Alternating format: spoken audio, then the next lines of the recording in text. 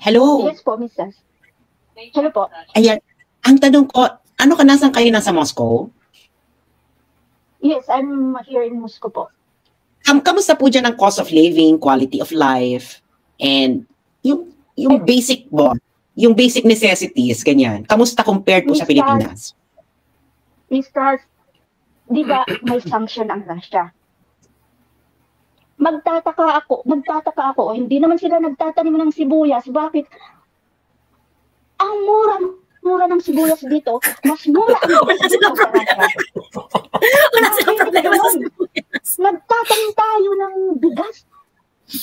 Diyan sa Pilipinas, mas di hamak na mas mura ang basmati dito kaysa sa pinakamurang bigas sa atin. Ah, really? Yes. Oh my God. It really pains me. Bakit? Nagtatanim tayo ng bigas. Ang bigas dito mas mura at mas maganda. Basmati rice, jasmine rice, di hamak na mas mura kaysa pinakamura ang bigas dun sa atin. Talaga? Talaga? Oh magkano ba ang bigas dyan? Kasi, pag i-convert mo, basta, hindi i-convert. Proportion sa sweldo, ano? Yung proportion doon sa kita, yun yung ano doon. Ano ba, magkano ang minimum wage sa Moscow? Per day? Kasi ang trabaho ko kasi dito is, katutong. Per hour? Ang wage namin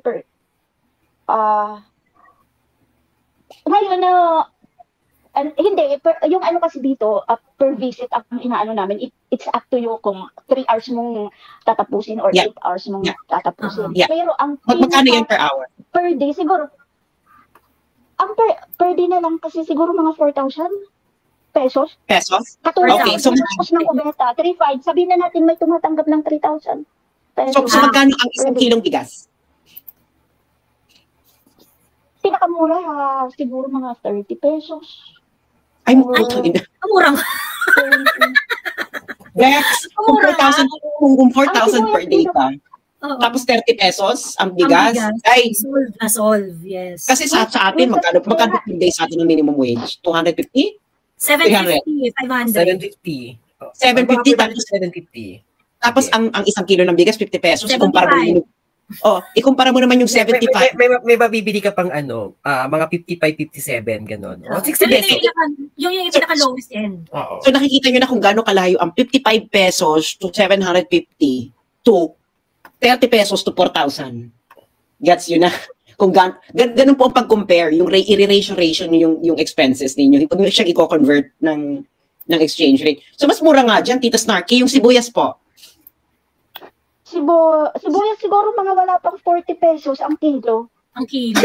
Dito 100 pesos ang kilo. Pagkatapos 100 pesos, umaaray na yung farmers kasi sobrang mura daw. 200 ang kilo sa amin sa Borongan is 200 pesos per kilo ang sibuyas. Ay, ang mahal. Oo. Just ang bawang doon sa amin is nasa 160, 170. Ang bawang sa amin. Tapos ang murang binibili naming bigas is 55 pesos per kilo. Hay nako, mga usapang pera, usapang ITR. Alam mo kung hindi Pilipinas yan, dahil kung pumaamoy ng tax authorities na, ay bakit ka nagdadrive ng ganyang kotse? Pwede ka may imbestigan kagad kasi nga, hindi nagmamatch yung mga eksena sa lifestyle mo. May mga ganun may mga random na ganun na eksena. Kaya, actually, yung eksena ni Hey Darian, it should have been it should trigger AMLAC AMLAC investigation. Hindi, seryoso. It should trigger an AMLAC investigation kasi it should be considered as a suspicious transaction right off the bat. Why? Because transactions like lahat ng mga luxury, required yan kasi lahat ng mga luxury transaction is already part of of AMLAC KYC already . So therefore, if there are transactions like that, kailangan mo na talagang alamin yung source of income, yung source of funds. Kasi why can you buy such money? Remember, yung anti-money laundering law natin, the purpose why we have that is because we do not want to gratify yung mga criminals by them spending their money on luxury. 'Di ba? So ibig sabihin kapag kung kunwari ikaw drug lord ka, di ang dami mong cash, 'di ba? Dami mong pera. Okay, dami mong pera. If you are going to buy, let's say, luxury car or mga kasi doon mo gagastusin yung pera mo eh, 'di ba? Doon mo gagastusin yung pera mo. So ngayon, therefore, kapag kunwari ikaw bumili ka ng luxury car, automatic you're going to be subjected to AMLAC investigation, background investigation. So, it will be considered as a suspicious transaction. Ano naman yan? Standard procedure yan. Standard procedure yan. If you're going to spend your money on luxury, you have to prove that the source of your money came from a valid source. Ganun. Came from a valid source. So, yun. So, parang tingin ko, naganyan ka ba, Javan? Hindi, sa ano mo, na it came from a valid source. Hindi, ang ano kasi niyan is you cannot kasi parang I don't know, maybe new model pa nga ata yung ano niya eh, yung Aldemar's PK. So kasi pwede mo kasing bilhin yan ng second hand o binili mo sa isa na cash yung pambayad mo. Pero pag bibili mo yan sa store, you need credit card. Oo. May KYC ka talaga doon. Oo. Ito, yung credit card mo nun para makabili ka ng 1 million worth of watch or 2 million, 4 million. Kasi mahal yung Audemars eh. 4 million ata yung model niya or 3 million. You need a credit card that can buy 3 million worth of purchase. Isang anuhan yun. Anong credit card yun? Black. How much income tax you need to present in order for you to be given a black credit card? Qualify for a black card. Oh. So ngayon, dapat magmamatch yan sa ITR. Yung ITR mo, magmamatch sa eksena mo. Diba? Eh syempre, ano bang ino-honor na credit card ng Audemars, girl? Diba? Na parang, Bex, diba? Mali yung panlalait mo eh. Yun ba yung sabi niya, ikaw sas, kahit rin wala ka. Bakla dapat nung sinabi mo, ay, kaya ko itong i-afford no, that my salary, I earn 50 million pesos per year. Saan mo kami? Hindi mo siya i-defend by pointing out that other personalities are miserable than you, yung gano'n. Oo na, mahirap pa kasi, di ba ganun yung ano, mahirap pa. Hindi naman yun ang point, hindi ko naman sinasabing, ayoko naman makipaglabanan ng mayaman, hindi ko na mayaman, problema mo na yan. Pero ang tanong is, yan bang pera mo is, legal mong kinukuha, nagbabayad ka ba ng tax? Kasi ikaw, lakas-lakas mo maging patriot, di ba? Are you paying the right tax? Kasi hindi mo dininay na Audemars PK yan. So that means, your income tax should reflect ay comparable, proportional doon sa kaya mong ma-afford. Hindi po pwedeng nakaka-afford ka ng 4 million na watch or 3 million na watch tapos ang income tax mo 200,000 in 1 year or 500,000. Ito nga si Miss Laika, 1 million nga yung income tax niya ng isang taon. Hindi nga siya maka-afford ng Audemars. So magkano ka? So either hindi ka nag-report ng tax ng tama. Diba? Ano ka naging patriot nun, Joey? Trots, diba? Ayun. So, yun lang, nakakaloka. Well, ang tawag dito, napanood mo ba yung na updated ka ba dun sa nangyaring inquiry on the PI? Yeah. Ayun lang. Wala na, sana i-close out na, no? And ano na mangyayari dun sa mga kasi, di ba the developments on the PI issue, now, si Martin Romualdez nag-issue siya na, sige, okay na, agree kami dun sa Senate inquiry kasi itutuloy na daw yung deliberation on the constitutional change involving economic provision. Actually, sa totoo ng problematic rin yan, kung ano man yung binabalak ng Senate. Parang, hindi rin ako masyadong elib dun sa nila. Kasi it's zeroed in sa tatlong aspect ng economic provision. Public utilities, advertising, at saka sa education. That's it, pansit. And it's still not clear. I think the major problem here is this. Nakafocus tong legislature natin on charter change. But this was beautifully pointed out by Attorney Trixie. Nakafocus kayo sa charter change at sa yung mga gusto nyong gawin dito. But you are not telling us exactly the problems that you want to address. Okay? And you already expended money para dito. Itong People's Initiative na meron ng mga naglabasang pera and whatnot, 'di ba? Aminin nyo o hindi, 'di ba? Ang dami na nating nagastos na time and energy dito. Walang mananagot, 'di ba? Somebody should be put in jail dahil dito sa kagaguhan dito sa People's Initiative na to. Well, during the hearing, no, sabi ni Congressman Marcoleta, if you're going to get, if you're gonna get, ang pangalan nito, print out pa lang nung sheets na kailangan pirmahan para dito sa People's Initiative, it will cost around how much? Parang, iba sa nagbigay siya ng figure eh. Pagpapaprint at saka yung coupon bond para dun sa sheets na kailangan dito sa PI na to, gagas ka na agad na 8 million. Who's funding it? Who's funding it? Diba? Mga putang inang yung balas-ubas kayo, hindi nyo pera yan. Before you talk about this charter change, Eme, can you please define muna ano ba yung gusto nyong isolve exactly? Diba? Nililinlang niya yung nililinlang niya yung sambayan ng Pilipino, lalo na yung mga uhaw sa reforma, no, nililinlang ninyo. Na kunwari, reforma kayo pagkatapos. Wala naman talaga kayo alam, direction yung discussion nyo dyan. Diba, did you read Bobby Tiglau's article? Yung post niya doon sa Diba parang 4 billion ata yung budget na ginamit para patakbuhin yung Actually 5 billion. And kinuha ito sa mga social amelioration fund. Kasi nga parang 125 billion yung social amelioration yung for So parang wala namang makaka-notice kung tanggalan natin ng 5 billion. Do you see the way how these people think na dahil 5 billion lang naman ito, magkano lang, ilang percent lang naman yan, nandyan, tingnan mo kung ilang percent lang yan. Meron dyan siyang sinulat eh. Ayan. Ito. 5 billion funds were to come from several poverty alleviation programs of 3 departments, which had been given an allocation totaling 117 billion. 5% of these funds, yan. Sources claim that PIRMA conspirators apparently thought that a noticeable 5% of these funds could be used to bribe the purported signatories who, after all, could be presented as qualifying for those poverty alleviation funds. Anong mali dito? Okay, anong mali dito? Kasi, ang qualification in order to you to avail this 5 billion is for you to sign. Gets mo na? But the problem is, itong 117 billion na to for poverty alleviation programs, may qualification talaga yan. So, anong nangyayari dito? Pwedeng mag-double kang makuha. One, dahil pumirma ka, and the other one is dahil qualified ka talaga dun sa 117 billion. So, nagka-doble-doble yung natanggap mo. So, this is now inefficiency in the system. So you added inefficiency in the system, and of course, technical malversation din to. No? And actually graft. No? Yes. This can also qualify as plunder. Actually, grabe.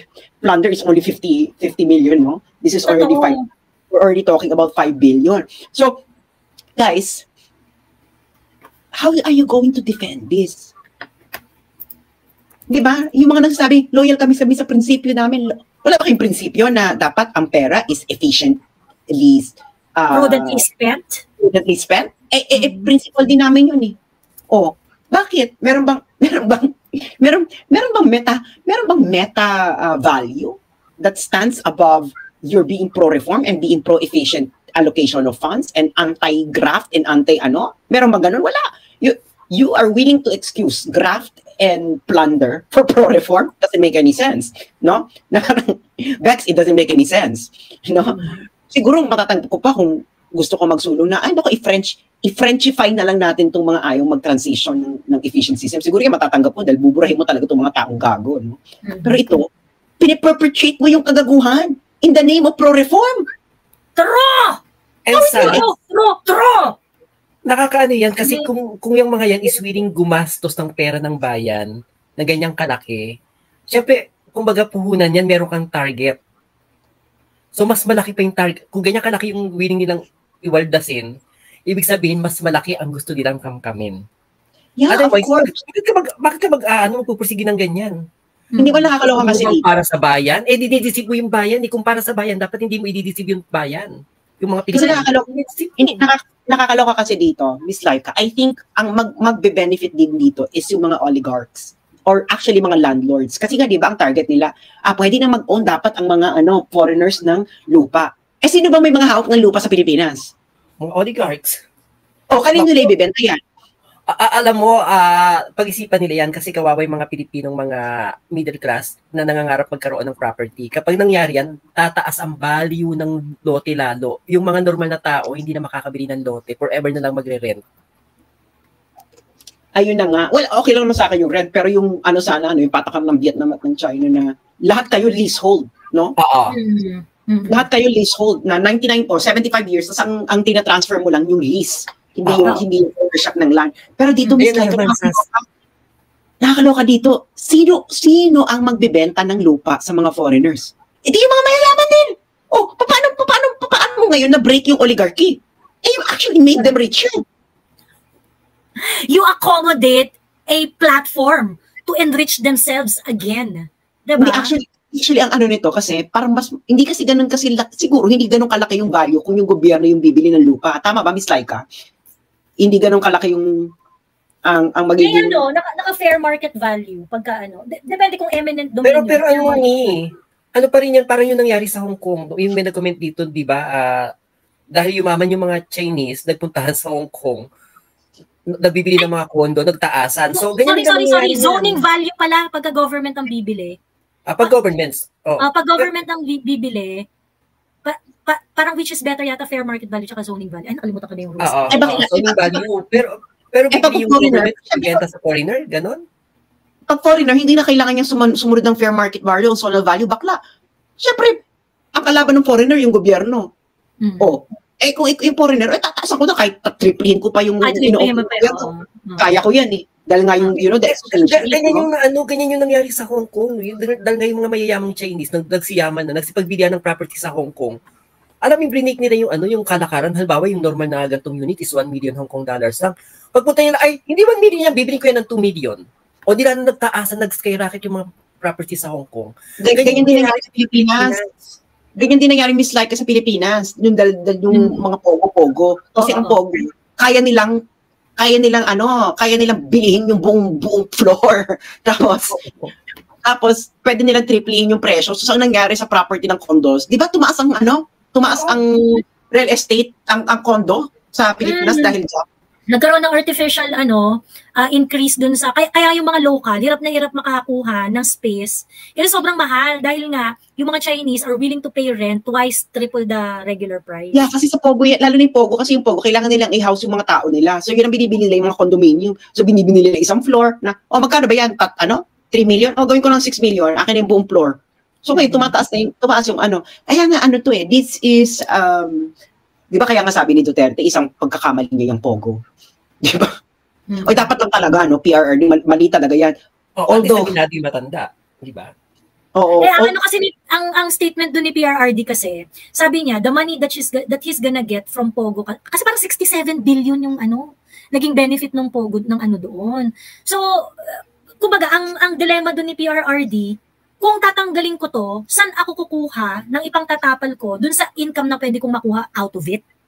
I mean, those are really hard decisions that, Pero I think the economic team then didn't explain to him that if we allow this, itong mangyayari sa presyo ng real estate and the ordinary Filipino people would in the end suffer because they cannot buy condominium anymore at the fair market value because there is an artificial spike in the price of real estate because of Pogo. That is the problem. So ngayon, nagkaroon ka nga ng pera, yung mga sarili ng mga citizen hindi na maka-afford ng property because nagkaroon ng spike. So, yun, di ba? I think that was not presented well. So, ayan, yung mga ganyan dapat pag-aralang mabuti yung reforma na yan. Kasi baka gusto mong i-reform pero in the end, nagkos naman ng bagong problema. I'm gonna give you an example. Halimbawa sa Berlin, no? Sa Berlin, there is a neighborhood there. Kasi maganda talaga sa Berlin, no? At yung mga tao kasi doon, they can afford the rent, etc. Kasi nga mura. No, it's really very cheap to live in Berlin. Can you imagine? Tapos, so may plano yung government. Yung Google, gusto nilang bumili ng property doon sa area na maraming hipster. Siyempre galit. Kasi nga, siyempre nandun yung mga empleyado. Saka maganda talaga yung area, no? Pero it's very cheap. Girl, nagrally talaga ang mga Berliner. Why? Bakit sa tingin nyo sila nagrally against that policy? Why do you think nagrally sila against that policy? Na sobrang mura? Hindi. Magtatayo ang Google ng office doon. Magtatayo ng building. Bakit? Why do you think? Yes, exactly. Siyempre, magtataas yung presyo nung real estate. So, hindi natuloy yung plano. So, ganun, guys. No? You have to think about the unintended consequence. So, gusto mo ngayon, nakakuha ng income because of that, pero, ano yung unintended? May payoff yun. May unintended consequence. Ulit ba ang payoff? Oo, tataas yung presyo, tataas yung property value. Ngayon, yung mga tao doon, na kaya nga sila doon nakatira dahil nga mura, tataas yung value. So, mangyayari, may evict sila bakla. Hindi na nila kaya magbayad ng renta. So they might end up being homeless or renting out a property na putang ina, dati may sarili akong bahay ngayon magrerenta lang ako dito ng ganito dahil hindi ko na ma-afford yung dati. So now, you have to understand how all these things are interrelated. Diba? Yun yung pagkakamali nung panahon ni PRRD.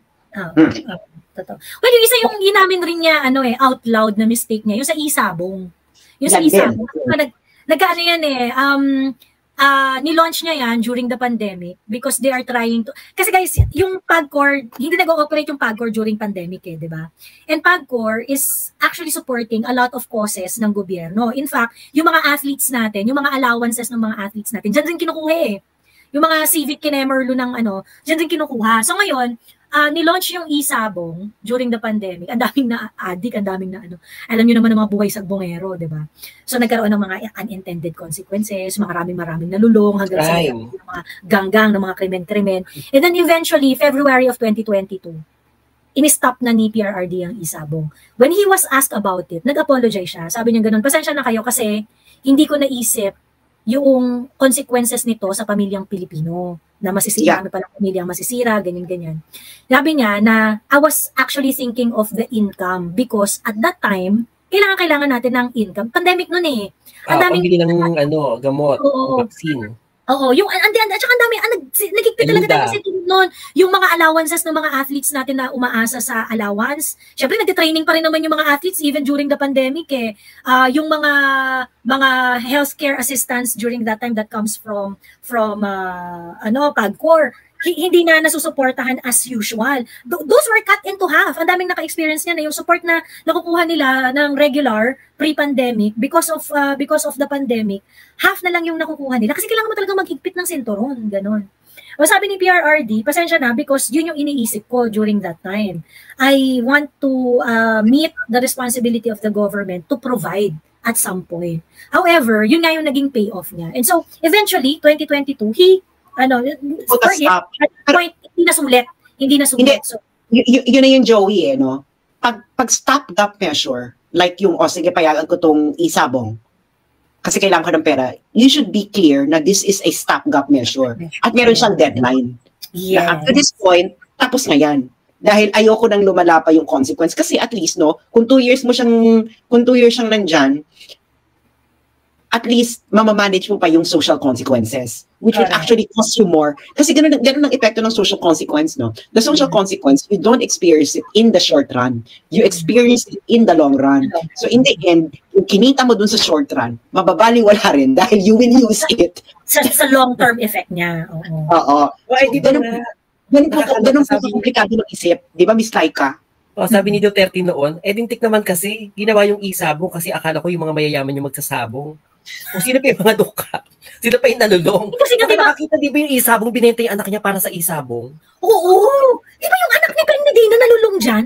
Oo. Yung anak ni Ben Medina nalulong dyan So parang sabi niya, hindi ko ina-expect na sisirain nito yung yung pamilyang Pilipino. Nakakaloka yung anak ni Ben Medina, talagang namamalimos na lang talaga siya dahil nga, namalimos na lang talaga siya online dahil wala na siya pambayad ng renta dahil nagsugal na lang siya na nagsugal.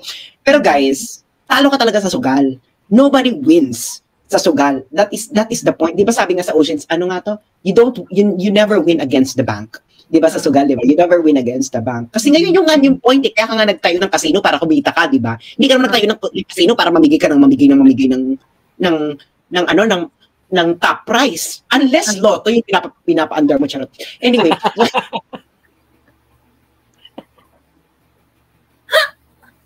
Tayo ng lotto, no? Diyos ko po. Hanggang ngayon Tapos simula nung in-investigate sila, parang, bigla, 5 million na lang ang jackpot prize. So ayun, kaya nga 'di ba illegal sa China yung online gambling. Dahil ayaw nga nilang malulong yung mga tao nila sa sugal. Kasi nga syempre yung mayaman kasi nga maraming kasing crimes associated with gambling. Kita mo 'di ba ano ba nangyari doon sa Resorts World? Sino yung ano doon? Sino yung Solarin? 'Di ba siya yung natalo sa sugal? Oo. Binalita ng Rappler terorista. Talo lang pala sa sugal. Oh, dahil sa balita ng Rappler, ano nangyari? Yung mga tao sa loob nagpanic. Akala nila ISIS. So naglock sa toilet ganyan. O anong ending?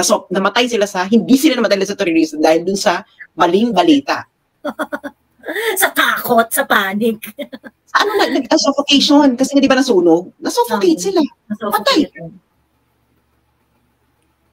Diyos me. Ayun. Sabi ni Kachiko, puro lang kayo salita, wala naman kayo na itulong. Sabi niya, ano bang tulong hinihintay mo, Kachiko TV? Ano bang tulong kailangan? Ano bang tulong kailangan? Kachiko TV, bilis. Pwede mo pakitin niya si Kachiko TV? O ikaw, ano ba na itulong mo? Hindi, yung nagbabayad ba kami ng tax ng tamang panahon? Hindi ba yan? Hindi ba yan?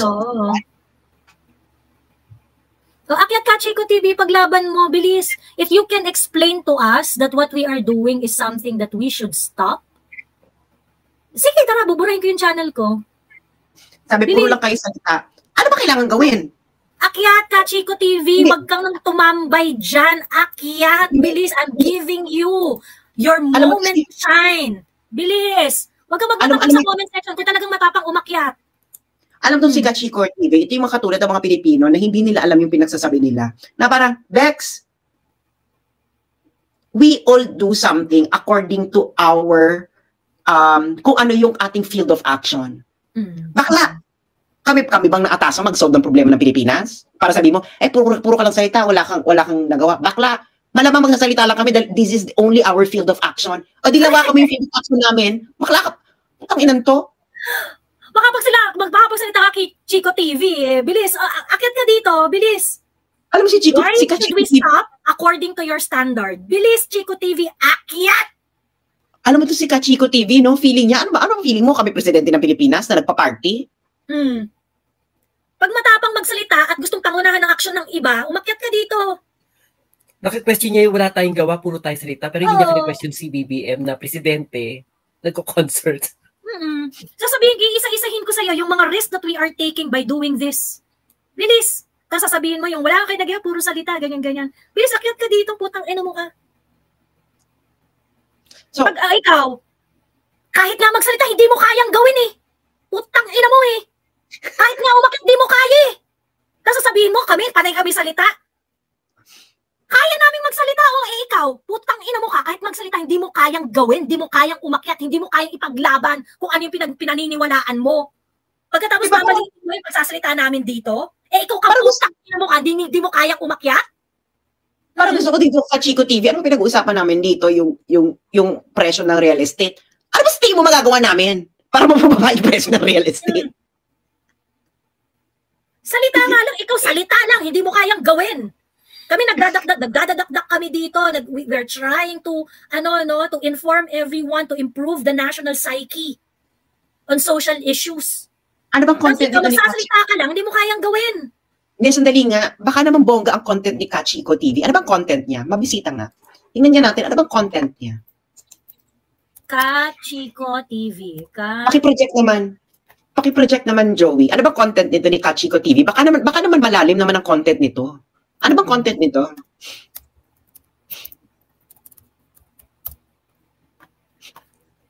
Kachiko TV. Tingnan natin ang content mo.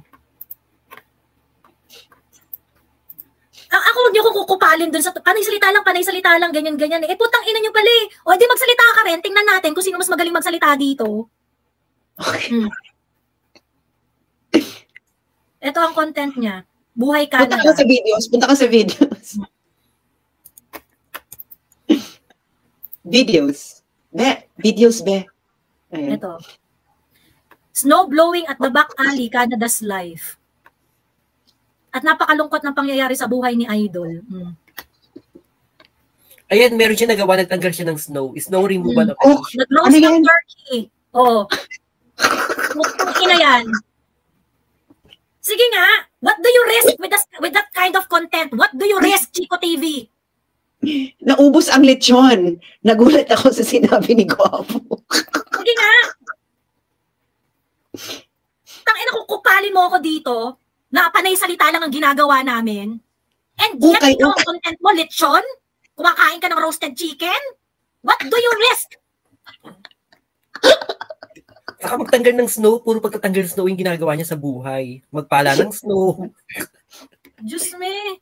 Ano ba yan? Ukay-ukay sa Ukay-ukay Yes. sa Canada. Diyos me. What do you risk with that kind of content? Hindi mo sabi niya, puro kayo salita, wala kayong gawa. Bex! Between Ikaw yung salita puro- mo, tsaka yung salita namin dito, tsaka yung salita mo, Chico TV, may nire-risk ka? Oy, Kachiko, ikaw puro kapag kakain ng lechon.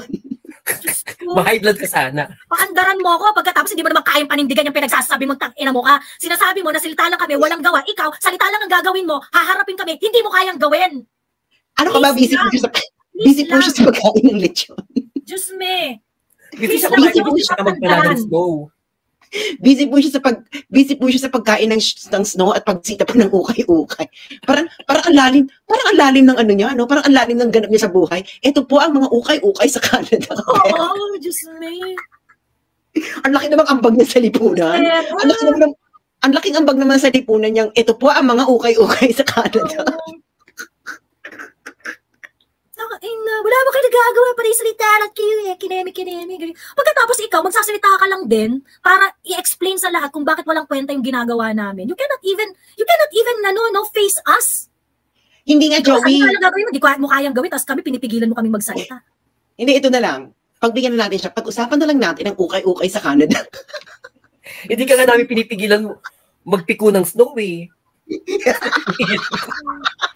Sinasabi ko sa inyo, alam nyo, hindi ako ang mag-i-initiate para kupalin kayo dyan. Never ako nag-initiate na ako yung mangungupal. Pero pag kukupalin nyo ako, tangina, ano tatanggapin ko lang yung mga pangungupal ninyo? Hindi nga, Joey. Hindi nga, Joey. Pag-usapan na nga lang natin yung ukay-ukay sa Canada. Puta, alam mo, nakakaloka. Akala mo yung content niya. Ito po, Lalim-lalim. Sensible na ano eh, Diyos ko. Kumain po ako ng lechon yung content niya. Kumain po ako ng lechon. Ukay tayo sa Canada, di ba?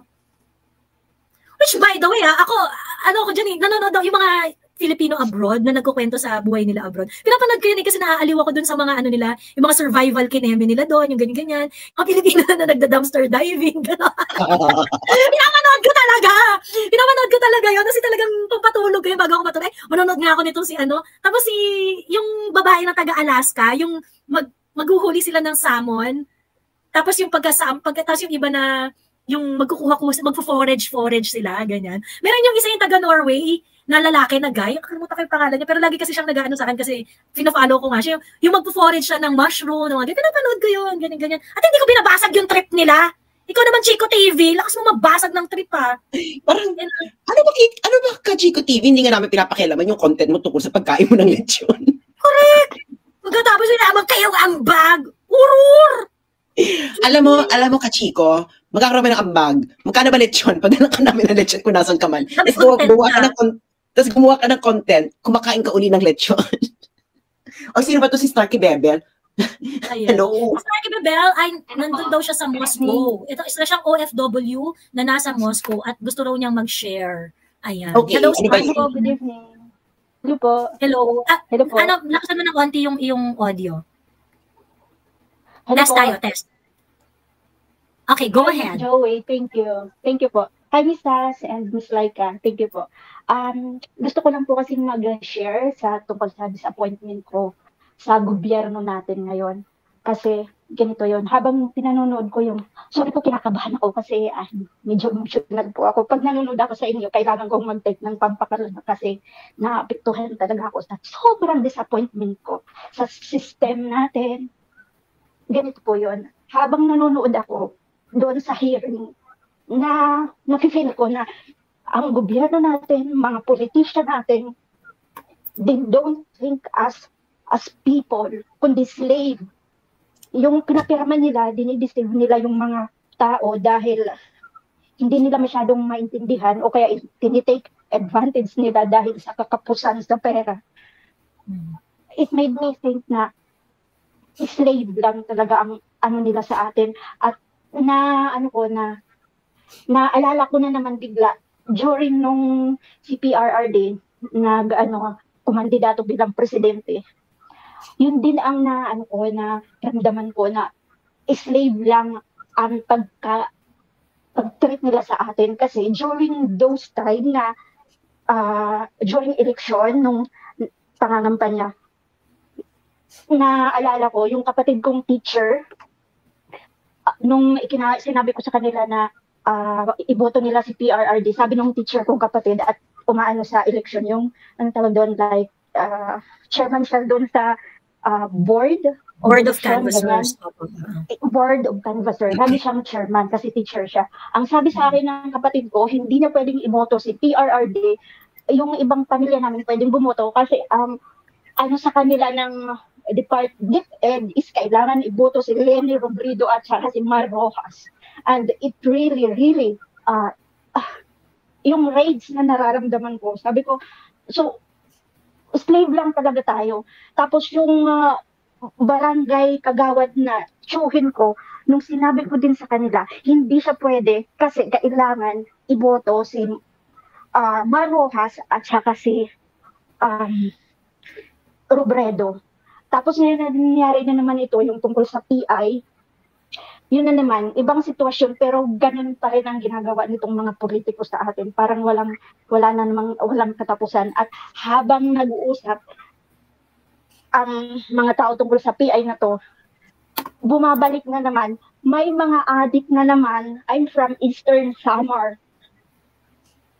Ang share ko sa inyo, before PRRD, yung tatay ko kasi nagkukupra siya kasi may bahay kami sa downtown at may bahay kami sa baryo.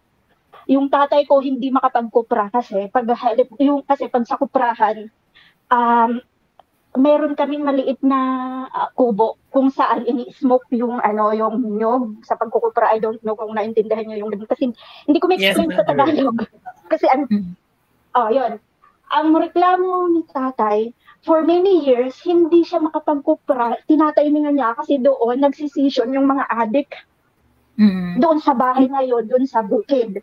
So, problema lagi ni tatay kung paano tatimingan na hindi kasi natatakot siya sitahin yung iba kamag-anak namin, yung iba taga-baryo. Natatakot siyang sitahin kasi nga baka manaksak. So, napiperwisyo.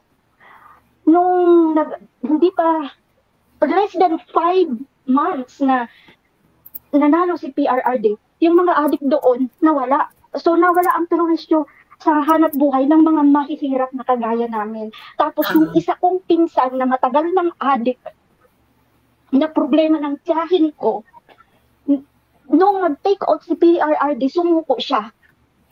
Once a week pumupunta siya sa bayan kasi nagsusumba sila tapos rehabilitation pero umuwi ka once a week. So in less than a year during PRRD, yung problema ng tiyahin ko kusang nag-surrender, nag-attend ng rehabilitation program, nag-aral sa TESDA, pinag-aral ng gobyerno sa TESDA ng electrician kasi siya ngayon. So, in less than 1 year, napakinabangan siya ng pamilya niya. Until now, may asawa na nagpapadala sa tiyahin ko, may sariling pamilya. Tapos ngayon, busy sa PI, tapos ngayon, dumayro na naman mangilan-ngilan ng mga pinaghihinalaang pusher sa lugar namin. Ito na naman, pero wish na naman sila nito.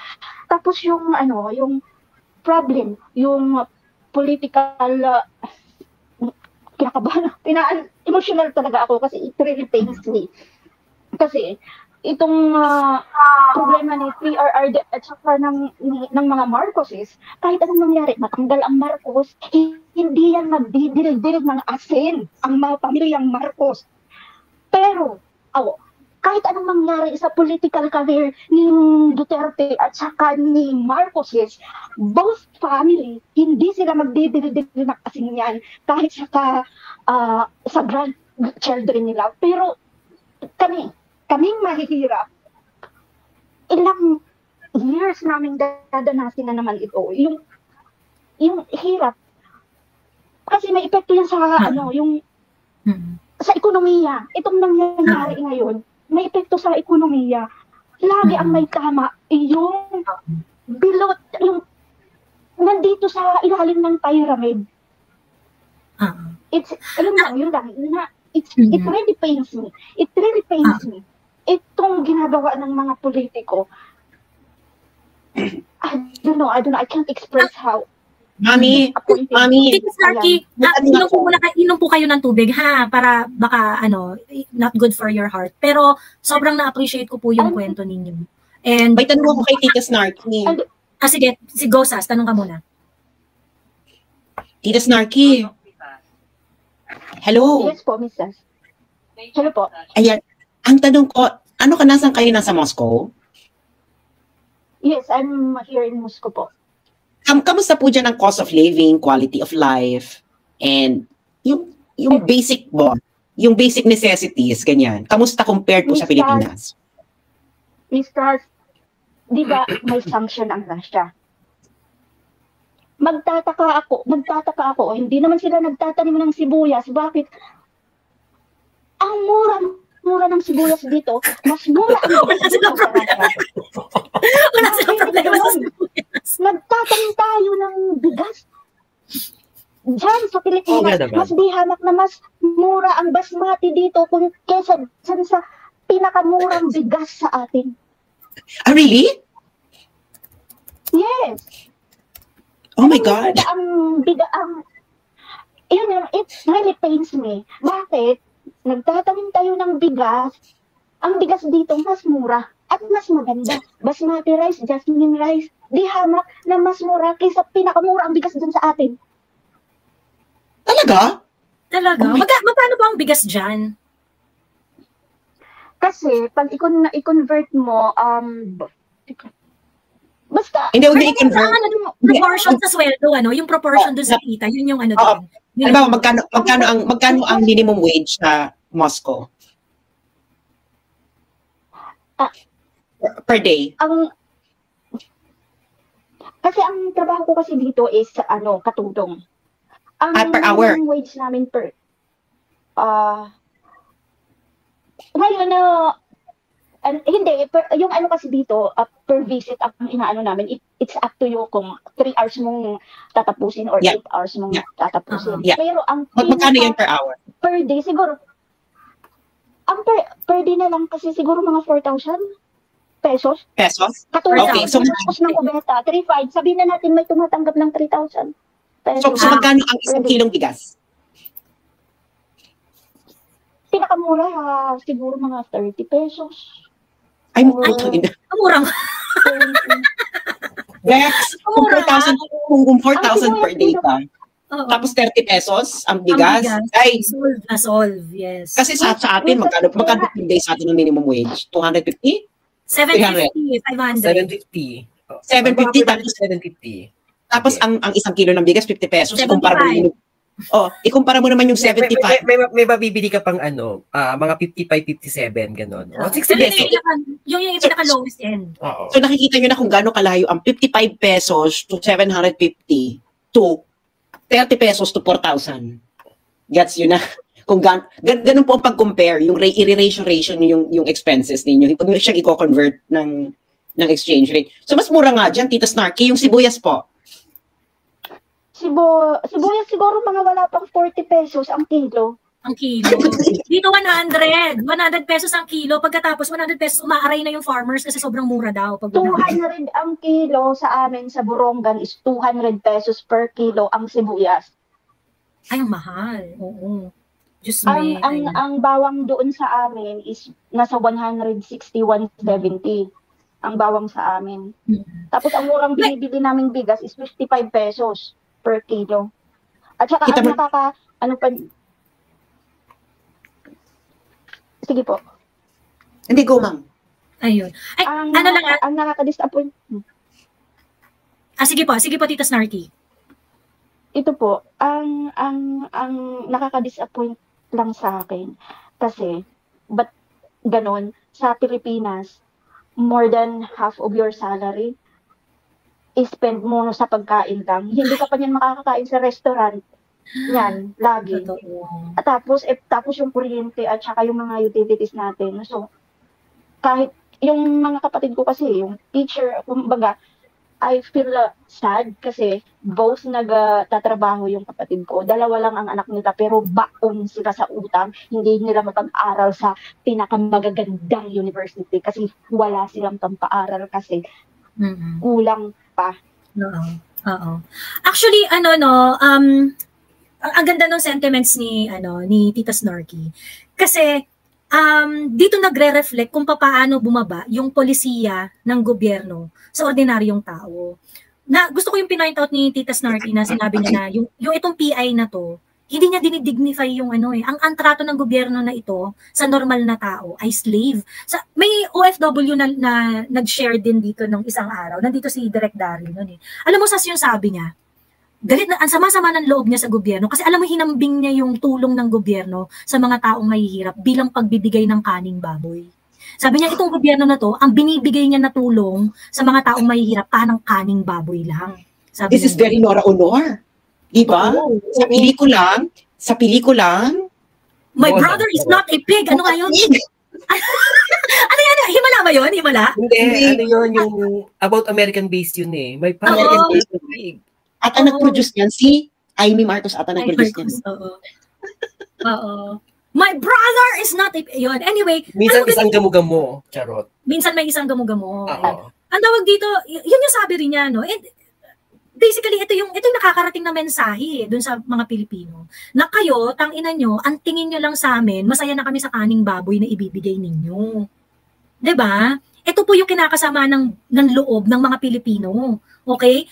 Bibigyan nyo ng programa ang taong bayan, pero ang ibibigay nyo, kaning baboy lang. Kaning baboy lang ang ibibigay nyo, tatratuhin nyo kaming busabos, tapos ang gusto ninyo, feeling namin sa inyo, hero kayo. Fuck you all. 'Di ba? Yun yung sobrang nakakabwisit. Yun yung nakakapanginig ng laman dito. Ate Joey, sandali lang, kasi meron dito isang tanong. Ito na naman yung mga tanong na walang kwenta, na nawala na eh. Ang tanong, alam mo yung paano patutunguhan. Ang tanong niya, di ba sas may gastos din naman kahit anong mode ng pagbago ng charter change, kahit CON-ASEAN, Constitutional Convention, or PI? Mm-hmm. Alam mo yung mga tanong, Joey, na utang ina, asa may utak mo? Parang, Bex, wala po tayo sa abstract level ng discussion kung may gastos ba yan lahat o wala. Ang pinag-uusapan natin ngayon, kung ano tong PI ngayon. Ang PI po dapat, ang gumagastos niyan ay people. Dito ang ginagastos, pera. Bayan. Pera po ito na dapat ay nandoon sa iba. Malamang may gastos lahat. But is that the issue? Di ba, Joey? Putang ina, parang... True. Alam niyo ba talaga yung pinaglalaban ninyo? Kasi napakasimpleng bagay, hindi niyo alam. Tapos mag-lecture kayo ng mga pro-reform. Ben! Tigilan niyo kami! To test. True. And then, yun nga, aside from that, yung mention ko lang yung thoughts ko dun sa sinabi ni Tita Snarky. Yung policing bumababa sa atin, ayan, kagaya niyang PI na yan. Tinatrato nyo kaming busabos because of that. Kasi parang akala ninyo, mag-a-agree kami just because binigyan nyo kami ng ayuda or pinangakuan nyo kami ng ayuda. Number 2, yung kwento ni Tita Snarky tungkol doon sa epekto ng polisiya ni PRRD. And I think these are the kind of stories that should be told again and again. Kung paano naka-apekto sa buhay ng mga tao yung war on drugs. Nakita niyo yung storya ni Tita Snarky. Nagkokopra sila. Hindi sila makapagtrabaho ng maayos kasi hindi ka makapagkopra ng maayos dahil merong mga nagkalat na addict. Apektado yung economic activity. Kasi makakapagtrabaho ka sana, kaso nga lang, dahil may mga addict dyan, guguluhin ng mga addict dyan yung trabaho mo.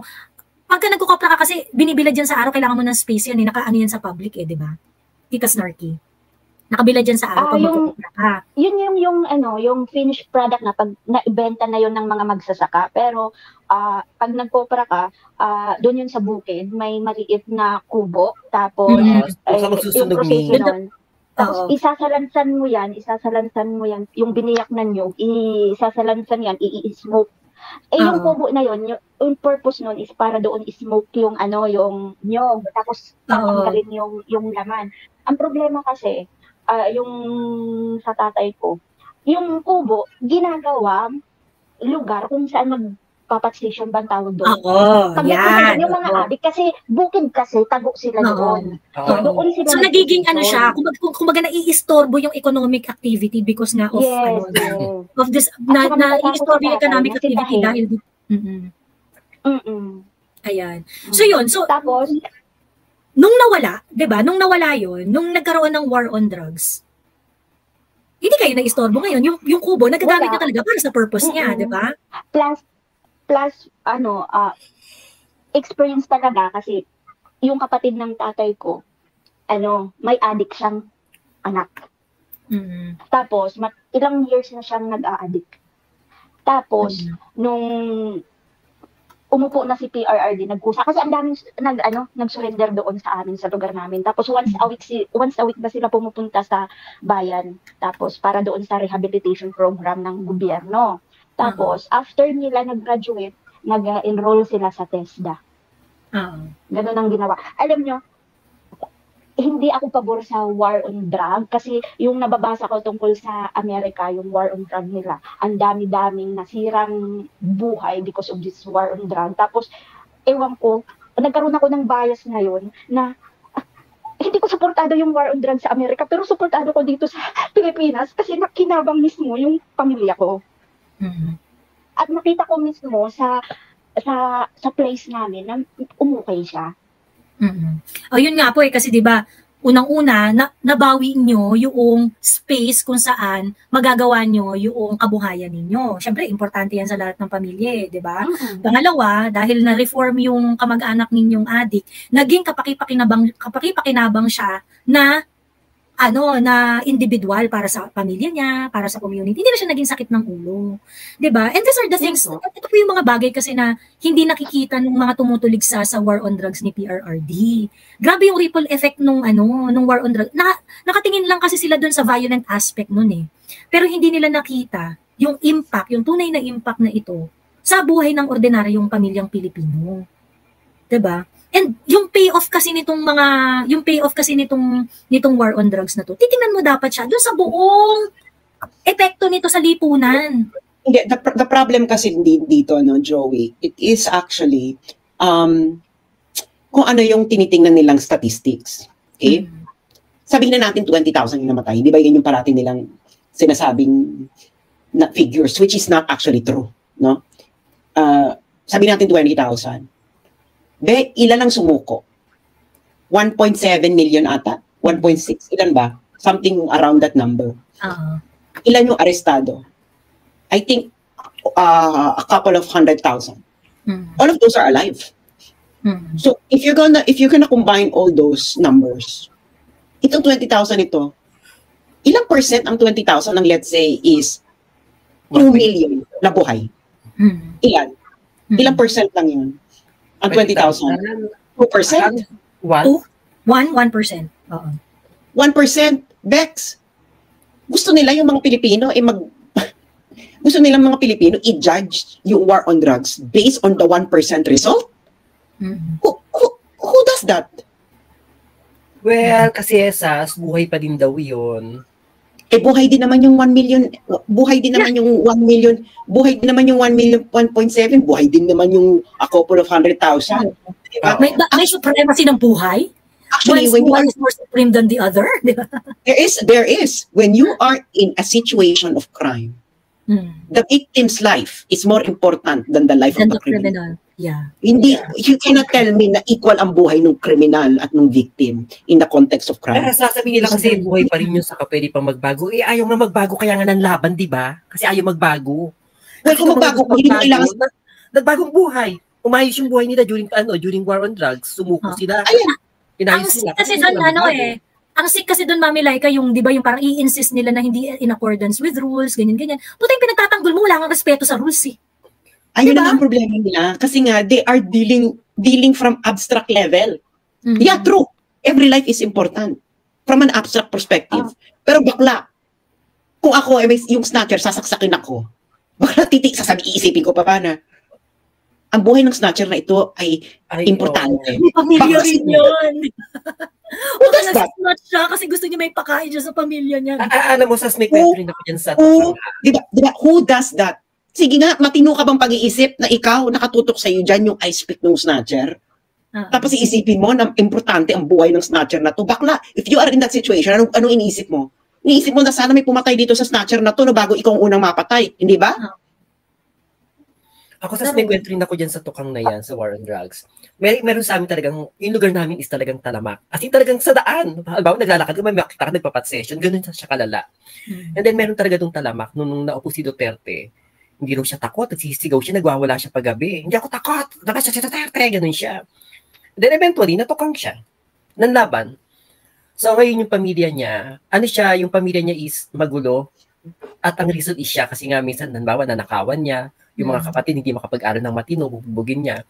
So nung natsugi siya, syempre malungkot yung pamilya, pero ang ano nila is, hindi mapagsabihan kasi, hindi natatakot, nandiyan na si Duterte, hindi pa ganun pa. So parang ganun na lang, parang na-relief pa sila. And then after nung nawala siya, naggumanda yung buhay ng mga kapatid niya, nakapag-aral ng maayos, nakahanap ng Natukhang siya, na ano siya? Oo. Pero dapat na kasi talagang malala. Malala yun, yung taong yun. Alam mo, pag may nawala sa lugar niyo, alam mo na siya may kagagawan. Ganun kalala. Di ba yun yung Miss Laika na parang, my God, parang, you cannot apply an abstract, you cannot apply the abstract principle in a specific context. Tapos, ang gusto mong mag-adjust, yung specific context, bakla ikaw mag-adjust. Parang, ano yan? Parang, break lang ako kasi buhay pa din yan, kahit konti lang yung buhay pa din yan, parang talaga ba? Ipariwara na yung buhay ng mga yan eh. Wala hindi, alam mo na kaya nga lumaban. Alam mo na sa Netherlands, ako may mga ganyan. Sabi ko, concern pala kayo sa buhay ng mga addict sa Pilipinas. O di bigyan nyo ng asylum. Papuntahin nyo lahat dito. Ginanong ko bakla. Sabi ko, papuntahin nyo lahat dito. Concern pala kayo mahalaga pala buhay nila. Bakit hindi nyo kunin? Kunin nyo silang lahat. Lagay nyo dito. Tingnan natin kung ganyan pa rin ang sabihin ninyo. Kasi nga this is simply virtue signaling. No? They will never, mahirap kasi you maintain a specific principle without you actually understanding the specific context. So, ganun lang yung kasimple yan. So, ang daming ginamit din sa Japan para magkaroon ng refugee visa to extend yung period ng stay nila sa Japan. Yes, actually, kahit sa Netherlands. May mga ganun nag-apply ng asylum dahil mabibiktima daw sila. Pero sabi ko, dapat kinuha nyo na lahat ng addict sa Pilipinas. Inapon nyo na lahat. Ang dami-dami nyo naman lugar. Mahal na mahal nyo naman pala sila. Sabi ko nga na parang, putang ina, nung ito ang inuusig ay yung mga addict, buong mundo nagalit kay Duterte. Pero itong mga addict na itong nagnanakaw, nang re-rape, nang murder, may isa sa mga putang ng hintot na international community na wala man lang nagsabi ng solidarity sa mga biktima ng na-rape, biktima ng, hindi sila maiintindihan ng mga pangkaraniwang mga Pilipino. Ang naiintindihan ng mga pangkaraniwang Pilipino si Duterte dahil alam nila ang buhay ng isang komunidad na may addict. Alam nyo yung lahat. Pag on street, meron dyang addict, alam nyo kung ano ang nangyayari. Tama, mali. At saka, alam mo din kay Mami Jo is nung Duterte. Kaya marami nagsasabi bakit yung mga DDS. Kasi po, yun yung time ni Duterte, pag upo pa lang niya, whether it economy or kung ano pa man, naramdaman ng simpleng mamamayan. Alam mo ba yung parang pag-upo ni Duterte, may mga pulis na umiikot na sa amin, yung mga tao, dapat may mga pulis. Sabi ko, dapat nga matuwa kayo kasi di ba may pulis, may nagbabantay na sa atin. Alam mo yung talagang ramdam ng mga simpleng tao, even yung mga nasa mababa, ramdam nila yung pamamalakad ni Duterte. Unlike ngayon, parang, magdadalawang taon na, nararamdam namin tumaas yung sibuyas. Tama si Mami. Sa Pilipinas, nagtatanim ng sibuyas. Yung Mi, di ba, natatandaan mo yan, di ba, di ba nagpangalan ng mga police officer, si Bongbong, na related raw sa drugs. Ano kayo nangyari doon? At saka yung mga, gusto ko lang sabihin dito sa mga critical sa war on drugs, at saka yung mga advocate ng human rights, ito lang po ang gusto kong sabihin. Si Mr. Hidarian is very critical din sa war on drugs. If you are really for human rights, ganito po. Pwede kayong maging critical sa war on drugs, pero bakit hindi nyo iniisip yung pagkain?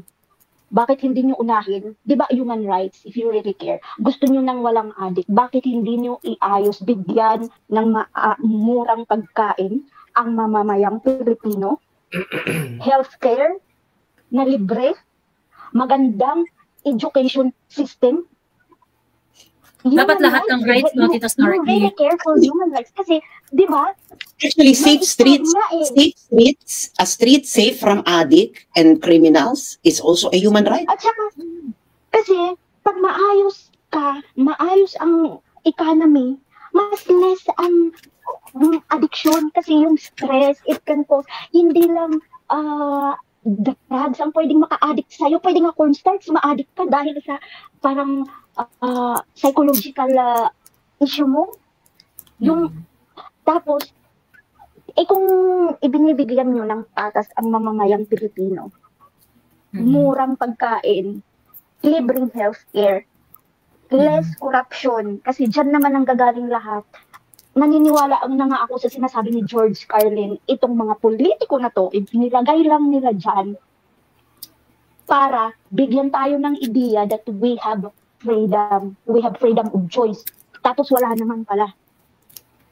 Yun yung inaano ko, yung mga advocate ng human rights, bakit hindi nyo, ngayon si BBM, di ba, parang medyo ano siya, sabi niya, totoo naman yun, health problem yung addiction. Nga, bakit sa administrasyon mo ngayon, wala ka pang 2 years, ang dami-dami ng corruption na nai-involve ang gobyerno mo. If you are really for human rights. Yung perang insertion doon na 14 billion sa COMELEC, pwede mo nang gamitin yan. Kahit konti, may magagawa na yan na 14 billion. Bakit etong PCSO na mayroon na namang nanalo, bakit hindi imbestigahan kung saan talaga napupunta yung pera at legit ba talaga ang nanalo? Malaking bagay yan na mapupunta sa healthcare natin. Ang daming namamatay ng mga mamamayang Pilipino na hindi dapat mamatay, na pwede naman, simple lang ang lunas. Namamatay sila kasi wala silang magandang healthcare system. Alam mo, yung dito sa Russia, may kaibigan ako. Suwi na siyang tumawag ng 103. Wala siyang, ang dokumento niya hindi maayos. Walang binabayarang insurance. Pero pag may kunting sakit, sumakit na naman, last month yung tiyan niya, tumawag ng 103, pumunta yung ambulance, may doktor, chinek up siya kasi natatakot siya baka appendicitis niya, baka pumutok ang appendix niya. Pumunta sa bahay, chinek up siya. Ang sabi ng doktor, you don't need to go to the hospital. Ito yung gamot. Within 7 hours, pag sumakit pa yan, tumawag ka ulit, dadalhin ka na. Pero, try mo muna.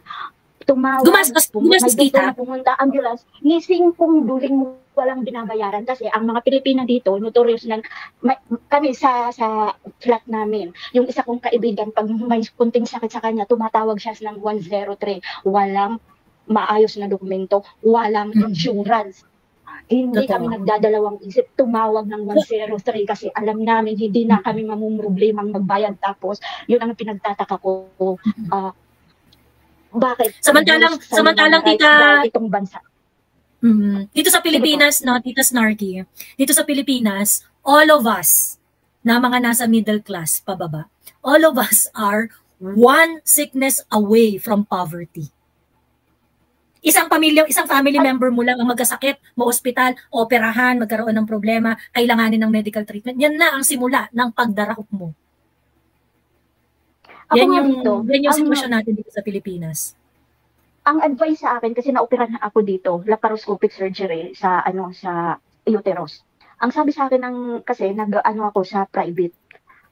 Ang sabi sa akin ng OB-GYN ko, huwag ka na, sabi niya, kasi hindi naman yan malala. Pag nag-bleeding ka, tumawag kung ayaw mong magbayad, antayin mo na lang mag-bleeding ka kasi nandito ka naman sa Moscow. Dadating sila sa'yo, dadalhin ka, operahan ka. Sabi niya, paano? Sabi ko, yung operasyon, anong klase? Yung hiwa o laparoscopic? Walang hiwa dito pag hindi kailangan, puro laparoscopic surgery na. Sabi niya, para wala kang bayaran. Yun ang advice sa akin. Sabi niya, kung ayaw mong magbayad, you can do this. Just wait until you have bleeding, but it's not a problem, sabi niya. Just call 103 and then you will have surgery because it's an emergency surgery and you don't need to pay anything. Sana ma-achieve natin yun, no? Ayun. Ayun. Ano dyan si Derek? Hi, Derek! Ano si Derek Daryl? Hi, Derek! Join ka? Ayun. Anyway, ayan. Tito Snarky, maraming salamat sa pag-share. Ano po, ng inyong sentimiento. Thank you po so much. At saka, ma'am, one thing, si Chico TV po, gusto ko lang sabihin sa kanya na wala naman kayo, sabi niya, wala naman kayong parang sinabang or wala naman kayo ambag. Panay salita lang kami, wala naman doon na itutulong. Ganito, Chico TV, gusto ko lang sabihin sa'yo, siguro hindi arok ng utak mo yung sinasabi ni Miss Sass, ni Miss Joey. Kasi ganito, ako, follower ako ni Miss Sass. And thank you so much, Miss Sass, kasi dahil na sa'yo, nagkakaroon ako ng kunting kaalaman.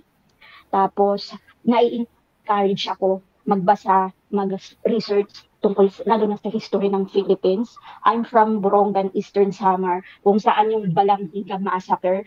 Simula nung napanood kita, nagkaroon ako ng galit kasi I'm from Eastern Samar. Yung mga ninuno namin ang pinatay. Pero walang impact sa akin kasi yung sa history na nalaman ko, every year ginugunita yon sa Balanghiga, Eastern Samar regarding sa atrocities na ginawa ng Americans sa bansa natin. Pero walang masyadong impact sa akin.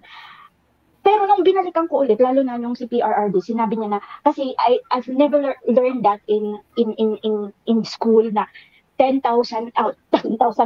years old above ang pinatay.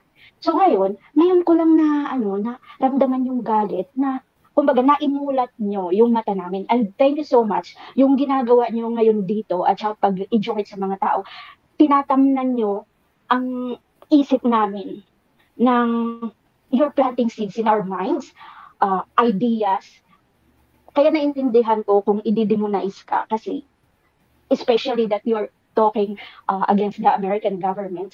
I understand na i-demonize ka kasi they don't like you planting seeds in people's mind kasi it's very, very dangerous sa government. Ang ginagawa, sa mga politiko ang ginagawa nyo. And thank you for that. Na kakatulong kayo. Kay Chico TV, siguro, hindi ko alam bakit makinig ka, manood ka. And then, use your critical thinking. Tapos saka mo na lang sabihin na walang kwenta ang napapanood mo sa mga ganitong platform. Yun lang po, salamat. Thank you, Tita Snarky. Maraming salamat po sa pag-share. Ayan. Ayun. Sabi ni Derek, ako rin, Ma'am Sa, simula nakilala kita, kinilala ko na mga kamag-anak ko. Ayun. Umakit ka nga, Daria. Magtuos tayo. Kakapack up lang daw nila. Direct, akyat ka na. Before tayo mag-end live. Ayan. Pagsalitain natin si White Ahas. Kasi White Ahas from White Ahas ng Australia, mag-report ka na ng mga kaganapan dyan sa mini castle sa land down under. White Ahas. Hello, actually, wala pa akong latest news about sa mga, the Dirty Harry family. But, Diyan nag-hearing, yes. Diba? Nandito si wala tayo sa fiction na sa real life tayo. Nandito si Senator Amy Marcos together with Senators Bato and Bongo. So, eto napatotohanan na naman yung sinabi ko nung previous lives na ito talagang si Migs Nograles yung may pakana ng PI dito. Kasi tinuturo siya ng mga coordinator, Diba, ako naalala nyo sa previous lives, I mentioned na itong si Migs Nograles, gumalaw na yan siya before pa ng barangay elections. Nakita nyo yung mga barangay official na naging resource speakers. May iba dyan na madam, align sa kanya. Kaya naging nag-mobilize agad yung PI. Kasi pinagalaw niya yung mga supporters niya, 'di ba? Kasi little did I know na hindi lang pala siya sa District 1 gumalaw, pati sa lahat pala, buong city. Kaya Kaya umabot na siya ni Congressman Ungab. Yes. Kasi may mga ano siya, coordinator. May mga coordinator siya na mga barangay official din. Narinig din nyo sa hearing kanina yan. And then, nag-testify din doon yung barangay kapitan namin. Tinuro niya yung former kapitan namin and yung anak niyang, yan yung anak ng former kapitan na kagawad ngayon. Tinuro niya na mga coordinators ng PBA na sila yung pasimuno ng PI dito. And yung mga stab na pinakita doon sa hearing, that is, totoo yung nagaling sa kanila yun. Why? Kasi meron kaming, nabigyan yung mama ko ng ganyan, ng stab. We still have that stab. And, eto na, try to check her Facebook page, may latest na reels, FB reel siya doon, na namigay siya ng food pack sa isang barangay na nabahaan. Makikita mo doon sa mga nakapila na merong similar na stab. So, sino yung mahilig sa stab dito? Madam Migs Tugrales. Tapos eto sa People's Initiative, na yung kada barangay iba-iba yung paliwanag nila sa ayuda, 'di ba, madam? Yung iba AX, yung dito sa amin is tupad. Sa barangay namin ang pinangako is tupad. Sa ibang barangay, sa iba pang mga district AX daw. So 'di ba? So all roads lead to Migs Nograles talaga. So wala kang lusot dito, Attorney Migs. Ikaw yung tinuturo ng lahat. Mga coordinator mo pa nga yung nag-testify. So eto napatotohanan mo. Dapat may ethics committee na yan si Migs. Malabo, madam, kachami-chami yan ni Tambaluslus . Oo. Malabo yan. And eto, 'di ba, yung sa usapang ethics committee, 'di ba, ni-reveal din ni Pulong na baka one of these days siya yung isasalang sa ethics committee. Kasi daw yung plan dyan is etong si Attorney Migs yung magiging caretaker ng district namin once na matanggal si Pulong. Oh, diba? Bakit siya maasasalang? Ewan ko kasi kumontra sa PI. Dahil kumontra sa Congressman, PI? With Congressman, sino ba to? Si Pantaleon Alvarez, si former speaker. Doon ko lang din nalaman na yung budget pala for Davao Region and sa Davao Region, if I recall correctly, is tinanggalan pala kami ng budget for infrastructure for 2 years, 2023 and 2024. So ngayon na binabaha kami, ang daming infrastructure na nasisira, ang daming tulay na naaanod sa baha, ang daming kalsada na nasisira dito. Yes, madam, na to? Ang daming infrastructure na nasira dito. And saan kami kukuha ng budget pang ayos kung tinanggalan kami ng budget ng putang inang Congress na yan para ipaayos yung mga nasira naming mga kalsada, mga nasira naming tulay, nang dahil sa mga ulan brought about by Shearline and the draft ng LPA. So saan napunta yung budget? Saan program funds? Nang gagamitin nyo for ayuda? Ganon. Diba? Disappointing. Lahat to connected kasi it would just mean na orchestrated tong plan nila na to.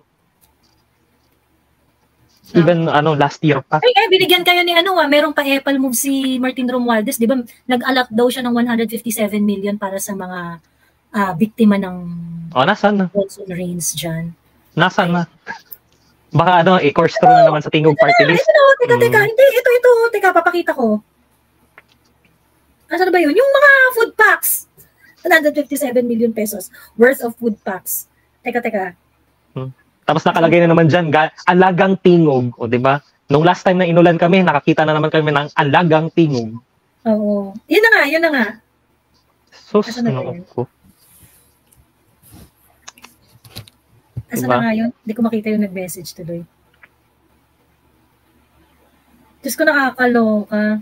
Pero ang labas tuloy ngayon, parang may utang na loob pa yung may utang na loob pa kami? Oo, may utang na loob kay Migs. Kay Martin. Ayan. 10 minutes daw akyat si Direk. Akyat ka na, Direk, bago tayo mag-end live. Diba, napatotohanan lang din yung sinabi ko na gumagalaw talaga siya. And, ito diba, yung balita is, nag-a-ambition yan maging mayor dito. Sa amin. So. Hindi ko na makita. Pero may may nag-send sa akin ng mga pictures nung mga food packs na dumating sa Davao Region. Ayun. Wag yan talaga sabihin na may pagmumukha nila ni Yeda yan. Just like before. Food packs? Really? Sabi ni Romy, food packs lang daw, walang pampagawa ng mga nasirang bayat tulay. Buti pa si Lenny namimigay ng ng dahon. Ng pawid. 157 million daw. Sabi niya 157 million yung inalat na budget. Nakakaano pa nga yung report ng yung report ng Manila Bulletin. House Speaker Martin Romualdez endorsed on Thursday, February 1, the immediate release of, 150 million, 150 pala, in financial assistance to the victims of destructive floods in Davao Region. So, how that 150 million is going to translate, hindi ko alam. So, financial assistance, hindi ko alam. Usually, pag financial assistance, magta-translate kasi yan to ayude, di ba? DSWD yan, madam. DSWD, ganun. Mm-hmm. Di ba? And, ayun lang. Eto, balik tayo sa PI. So, kailangan talagang kailangan mag-release talaga ng statement dito si Migs na bakit siya yung tinuturo ng lahat. Di ba dinadeny niya na nung una? Di ba sabi dinadeny niya na wala daw siyang hand because... Oo, nasa Amerika daw siya, ganyan. Di ba yes, ganun siya? She denied it. Pero bakit ikaw yung tinuturo ng mga coordinator ng party list mo? Sumagot ka, Attorney Migs. Why? Because you're all doing this for your alleged ambition to run as mayor next year?